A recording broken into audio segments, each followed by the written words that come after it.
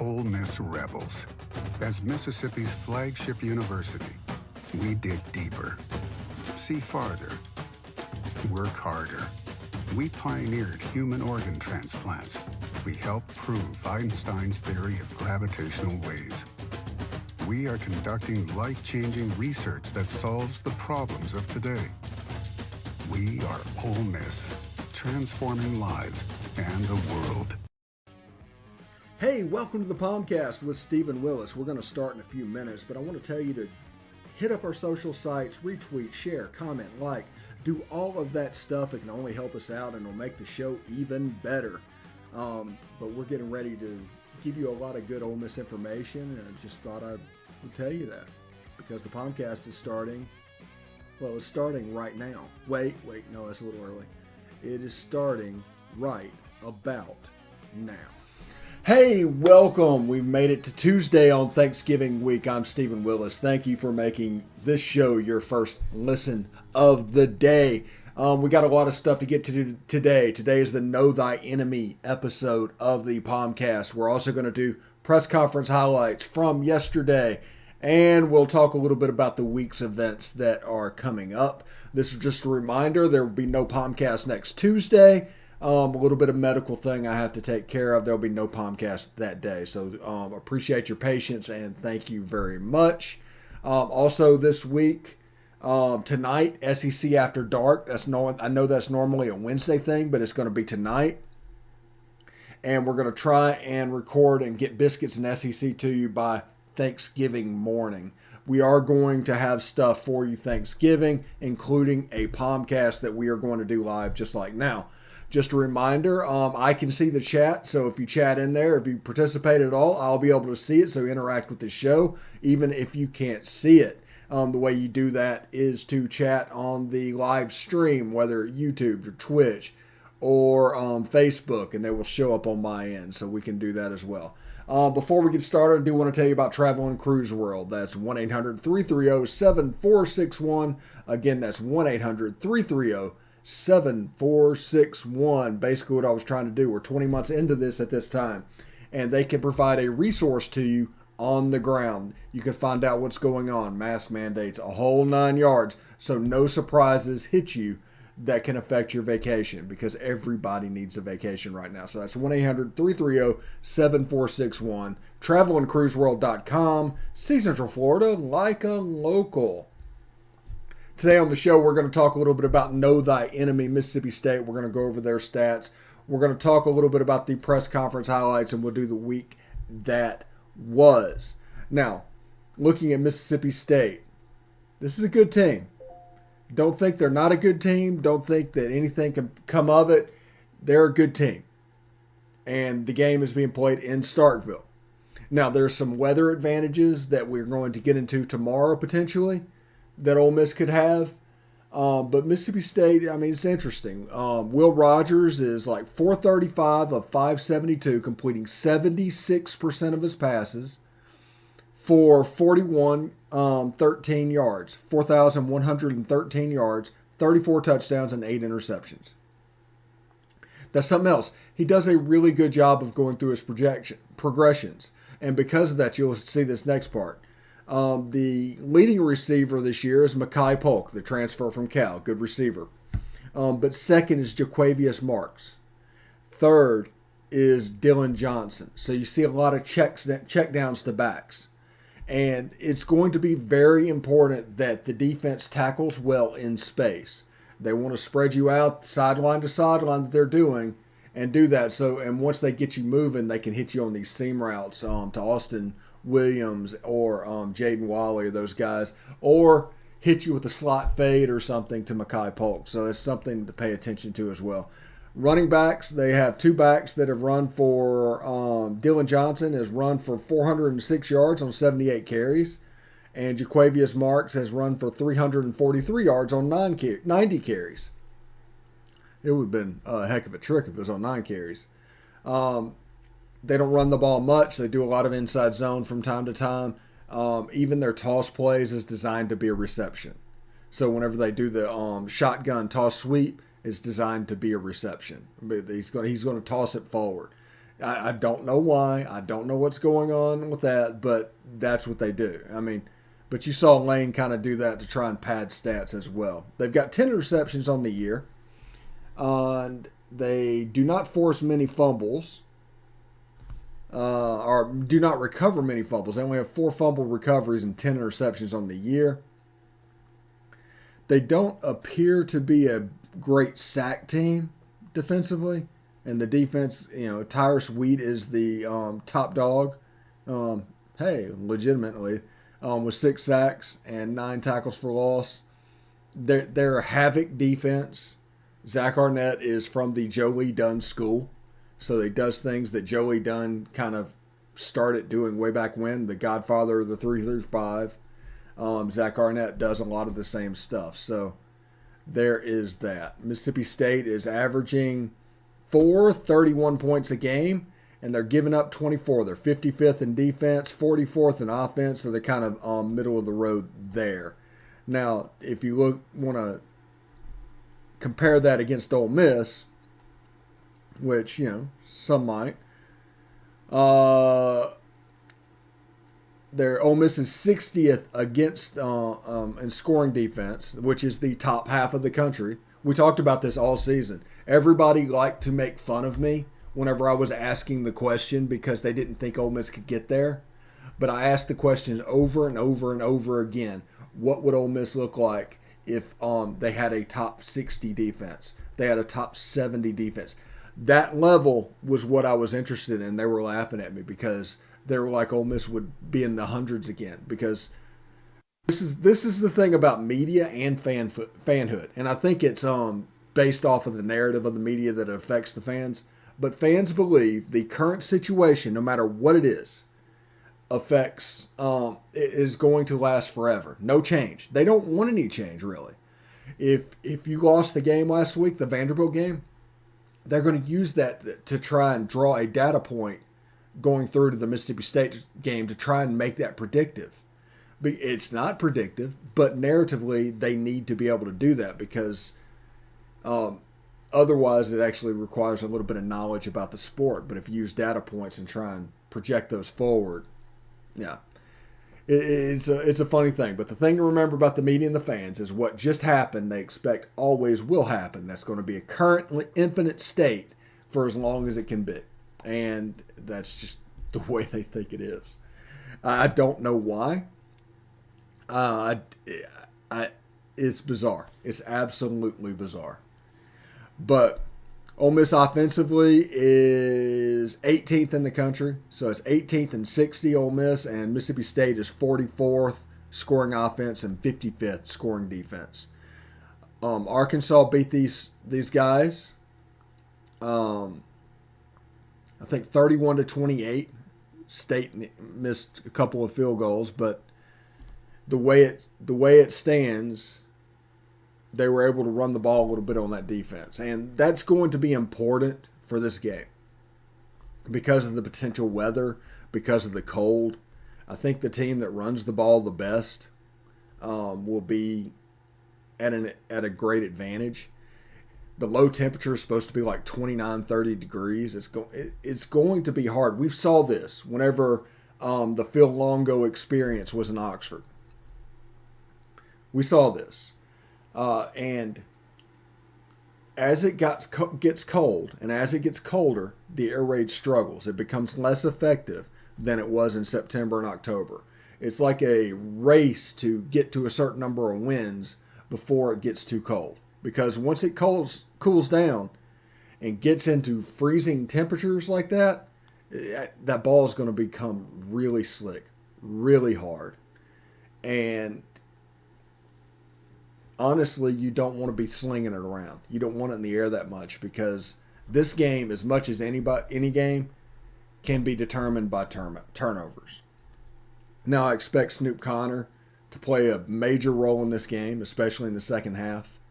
I expect Jerry and Ely to be the starter in the game, and Henry Parrish the spare. But if the weather is the way it is projected, it is not a good thing for Mississippi State, and it is going to be important for the Ole Miss running backs. Hey, Cody, Hotty toddy, man. And that is what, kind of what I'm looking at. I'm thinking run game for Ole Miss at this point and weather affecting the air raid. Now, it could be nice and all of a sudden they could blow the forecast because that's completely socially acceptable to blow, a weatherman to be wrong. So if it's like 50 degrees and no wind, yeah, it's going to be a regular normal style ball game. But if it truly is 29 degrees and with a 60% chance of rain, a chance of freezing rain on Thanksgiving, that's probably going to be a bad situation for the air raid up there in Starkville. So we're going to do a little PC highlights here real quick.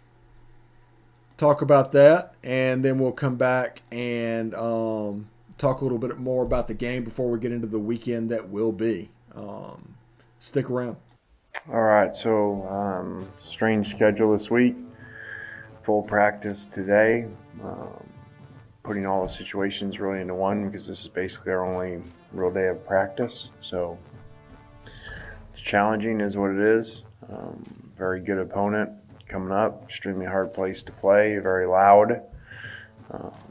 Full place that, makes you have a lot of challenges on offense to have to play in a place like that in the SEC. So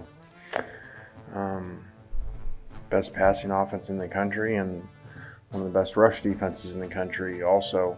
That gives you a lot of problems. It's very multiple and has a lot of really good, long, strong players on defense. So they've done a phenomenal job recruiting too. He's not as mobile as some of the other quarterbacks we face in terms of what he likes to do, but he's definitely capable. So that's always something that you have to respect because he has the speed and the athleticism to be a good running quarterback, but he's also super accurate. So they're completing a super high percentage of their passes. So knowing that, understanding that, and trying to be quick on your breaks and get the receivers, try to close some of those windows will be really important. I didn't think I was done for the year, so the only way I was just really thinking is attack rehab hard and just try my best every week, come back, seeing my guys play every week, motivate me every day to come in and rehab twice, 3 times a day. So it's just a blessing to be back. It really is amazing. Kind of goes against what you would think. I think there was a thought out there amongst a lot of people, including coaches, that the SEC had kind of figured it out last year and they had slowed down,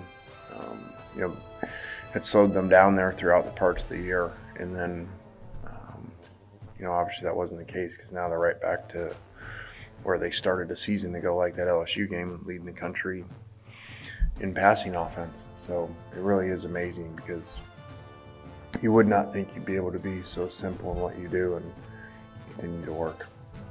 A lot of those things that you just mentioned, it's a deep-seated rivalry and it's a lot of intensity. It's a physical game. I think one of the things that I'm kind of lucky about is being new to this and having it be such a short turnaround. Most of the conversations have really been all about football, which is something that I really enjoy. I think it's important to understand and to respect the rivalry that goes on. But when it's all about football, you don't really get lost in that as much, and that's nice for me.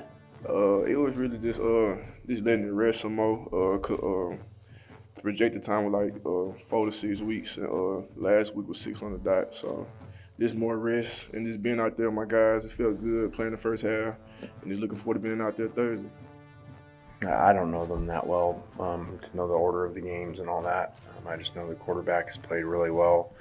Receivers started making a ton of plays, and for whatever reason, they seemed to start slow a lot of times, all the way back to I did see the Louisiana Tech game when that was on that day. And, they've had these unbelievable comebacks, and another one, against Auburn. So it really has been amazing.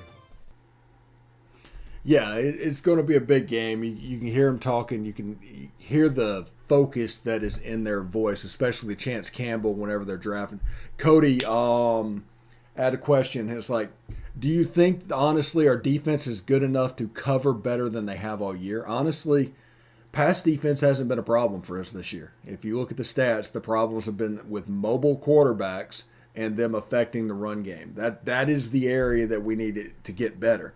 That's not really going to be an issue. Whenever we've played non-mobile quarterbacks all year, the defense has really stood up. Whenever they played Texas A&M, they just dominated from beginning to end.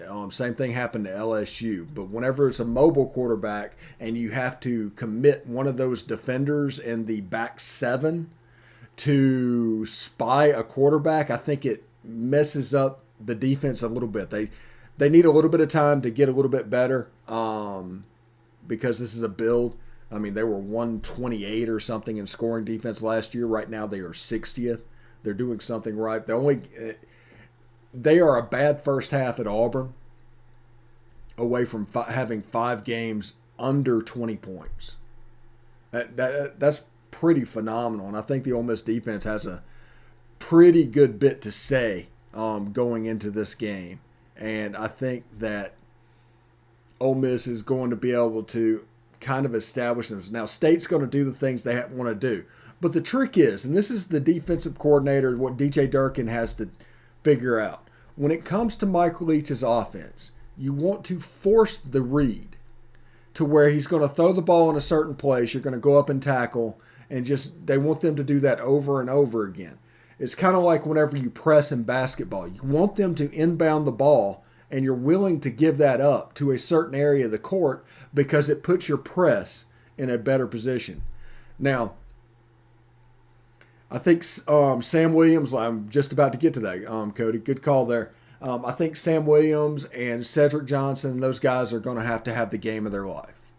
I think they are going to blitz from time to time. They're going to alternate between Mark Robinson and Chance Campbell. And they are going to blitz over and over again. Because I think Ole Miss is going to send 4 every play, but you're not going to know where that 4th is coming from. I think that is the secret sauce of this defense this time, is you're not going to know where the 4th comes from. And on some plays, Otis Reese could come and send everybody. Some plays, Chance Campbell. Some plays, Mark Robinson. Some plays, Jake Springer. And I think it's going to come from all angles. And I think they're going to try and take advantage of the offensive line in a couple of positions. I think Scott Lashley has struggled from time to time this season. I think they're going to try and figure out a way to make him think about what's going on. And you could have Sam Williams and Jake Springer on the same side. Which one are they coming? How are they doing? Because if you slide that way, then all of a sudden Jake Springer might not be coming, and they could be blitzing from the other end like Otis Reese or something like that. So I'm really interested to see how this is going to turn out. Now, they're blocking 5 every time. So if we rush 3, they have a chance to double team 2 of the players, and 1 player is a one-on-one. And you see the one player that's one-on-one. Now, it could be Katie Hill. It's probably not going to be Sam Williams. It's probably not going to be Cedric Johnson. But they have 5 blockers and the running back, if they're staying in, to pick up a rush. The person that is one-on-one needs to win some. No matter how this shakes out, the person that is one-on-one, whether it's Katie Hill or Cedric Johnson or whoever, needs to win some. And if you do that, that is going to speed up the clock of Will Rogers. He's going to have to work at a higher rate of speed than he is used to. And with all team sports, football, basketball, soccer, it doesn't matter. If you can speed up your teammate or your opponent to a level that they are not comfortable, you are in the advantage. So the goal is to try and speed that up. So you do that various zone blitzes. You're probably going to see some split coverage. I think last year the backs were man-to-man, but there were zone behind it. And some things like that. You're going to be able to see that as a way to defend the air raid a little bit. Now, State's going to throw the ball. If they have the ball 70 plays, they're going to throw it 55. That's just what they are, what they do. They're going to get first downs. They're going to make yardage. If that bothers you, you're going to have a long Thanksgiving night. And it's the game that potentially could look a lot, honestly, like last year's game. That's what I keep coming back to. The 31-24, 31-17. That's kind of what I'm coming back to. Also, with Mississippi State's defense, whenever we do tempo, they are big on doing the double A-gap blitz. Like whenever we go to repeat a play and do a fast tempo, they're going to do a double A-gap blitz to try and blow that up. I think that the response to that by Jeff Lebby and the guys, since they know what Mississippi State wants to do, might be a little bit of sprint out game. You might see a little bit of that Norm Chow offense come out. You might see some picks and things like that.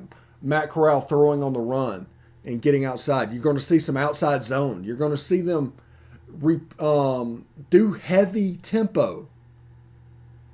Like they get 6 yards on first down, they come back 4, heavy tempo, and all of a sudden, instead of an inside zone where that double A-gap blitz is coming, you might see an outside zone at that point. I think you're going to see Mississippi State run a couple of zero blitz. They're going to, with Jonathan Mingo and all that, especially if the weather is going to be poor. They might feel a little bit better with heavy blitz schemes to try and stop the run. It's going to be important that we do a decent number of pop passes and things like that to free up the team. I think you're going to see Jerry and Ely and such running speed sweeps. There's a bunch of stuff going on out there. These are two fairly evenly matched teams. I mean, it's evenly a match enough to where it should be scary, honestly. And because of that, I think it's going to look really interesting. And then the weird thing about this is, and I was thinking about this the other day, for years and years and years, Mississippi State played a certain way. I mean, until Mike Leach, they were run, all the way up until 2 years ago. I mean, even with Dan Mullen, they were run. Now they've completely changed to pass the ball. Ole Miss is doing the Baylor stuff, which I love that offense, and it never needs to change. And it just looks so good on TV whenever they're going against each other and the different styles of playing. It looks like modern football. And as somebody that played MHSAA, I played in high school, which I didn't play that long ago. I mean, I was in high school in the 90s, but we played at Columbia, and they were legitimately running the Notre Dame box. So to have Mississippi State and Ole Miss running two very modern systems, it kind of just makes me feel good. It makes everything nice and warm and cuddly, and I'm pretty excited about that. But it's going to be a good game. Understand that. It's going to be a good game. The betting line right now is down to 1 point on the VI consensus. It's down to 1 point. So it's essentially a pick 'em. I mean, that's what 1 point means. You might as well do the pick 'em. Just don't even mess with the line. Because you can't tie. So the 1 point does no good. Either Ole Miss is going to win by 1 and you lose, or Mississippi State's going to win by 1 and you push. If you'd have taken that money line of Mississippi State winning, you'd be in better shape. I think the over-under is at 60. I would pound the under on that just because of the weather. Like I said, it's going to be 29, 30 degrees, 60% chance of rain. There's a chance of freezing rain out there. And like I said, there's a chance for this game to get really sloppy and really egg bowl. And just like I told you yesterday, when really weird things happen, Ole Miss is the beneficiary of them. Traditionally in the series, immaculate deflection, the stand, there's just weird moments that have popped up in the series history. And because of that, I mean, it's time to really enjoy this. We got one more day to talk about the Egg Bowl. We're going to get into a little bit. We're going to do a position-by-position breakdown tomorrow. And that's probably what we're going to do. Relatively short show. I'm going to record Biscuits and SEC's preview tomorrow. And that's going to be available on Thanksgiving morning. So as soon as you wake up on Thanksgiving morning, the Biscuits and SEC preview should be there. Talking Ball with Bill Flowers should be available tonight. And SEC After Dark is airing tonight. So you'll get SEC After Dark. Bank them for your trip if you're driving to Starkville. If you need something to listen to just while Thanksgiving's going on, there's going to be several options on this channel. So also, Locked On Ole Miss podcast is going to start December 13th. The Palmcast, what you see now, is going away December 3rd. This will become the Locked On Ole Miss podcast. And it'll have a different YouTube channel. It'll have a different podcast feed.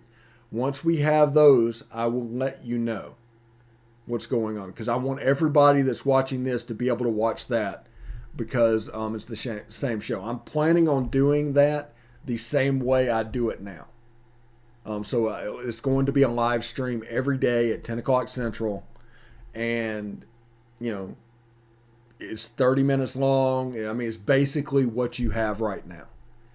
So that's not going to change. It's just going to change how you consume it. I think our YouTube page, on the Y'all's Conference Network YouTube page, I'm going to link the playlist and have a playlist of basically the Locked On Ole Miss podcast. So it'll just automatically go to that YouTube page. It's not going to be on Twitter. It's not going to be on Facebook. It's not going to be on Twitch. But we're going to put links to the YouTube page on Facebook and Twitter. So that's what we're looking at. It was their money. They get to do what they want to do.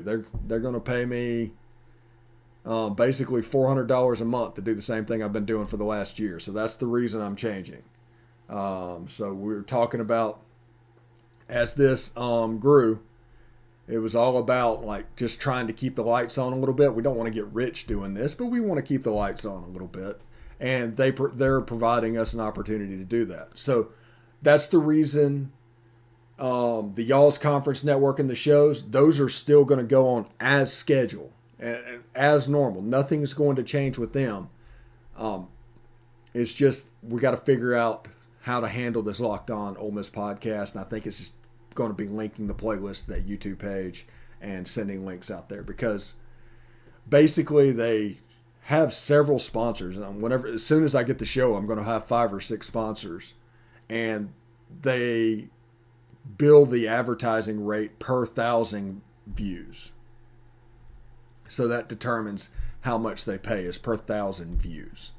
And so that's the reason they want it to stay on YouTube and on their podcast stream, so they can add those up together.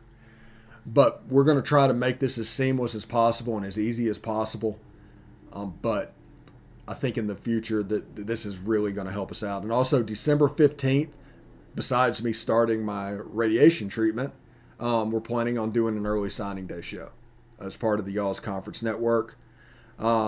Just like this, just like you watch it now, we're planning on an early signings day show to do that morning, couple hours in there, and figure out what's going on. We might have to record the Locked On podcast that day, the night before, or something like that. So we'll have to figure out how that does and what's going on with that. So it is what it is.